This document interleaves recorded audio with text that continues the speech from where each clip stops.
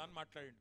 కానీ అలా పకోడీలు వేసుకుందామంటే కూడా వేసుకోలేని పరిస్థితి ఈ సిలిండర్ల ధర పెంచి వాళ్ళని కూడా చావగొట్టిన ఘనత కేంద్ర ప్రభుత్వానికి దక్కుతూ ఉన్నది. అట్లాగే ఇంకొక మాట కూడా మనం ఈ సందర్భంగా విజ్ఞప్తి చేయాలి.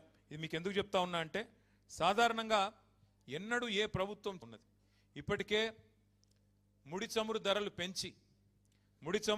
పెంచి దాని మీద సెస్సులని తుసులని ఇంకోటని వేసి 65 రూపాయలకు దొరికేదాన్ని ఇప్పుడు దగ్గర 110-125 రూపాయలకు పెంచినారు పెట్రోల్ డీజిల్.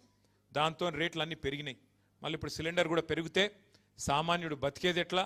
మరి ఇక దేవుడిని నమ్ముకొని దేవుడి మీద భారం వేసి బతకాలన్నా ఏం చేయాలా కేంద్ర ప్రభుత్వం ఆలోచించాలా, మరి ఏ రకంగా పోరాటాలు చేయాలా మనం కూడా ఆలోచన చేయాల్సిన అవసరం ఉంది మే డే రోజు.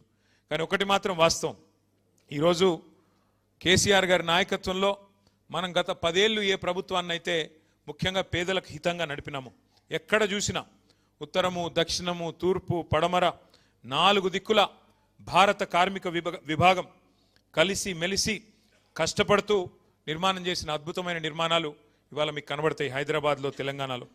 10 ఏళ్ల తెలంగాణ ప్రస్థానంలో రాళ్ళెత్తిన కూలీలకు, రక్తం రంగరించిన కార్మికులకు సదా రుణపడి ఉంటామని చెప్పి శిరస్సు వంచి హృదయపూర్వకంగా మీ అందరికి నేను విజ్ఞప్తి చేస్తా ఉన్నా.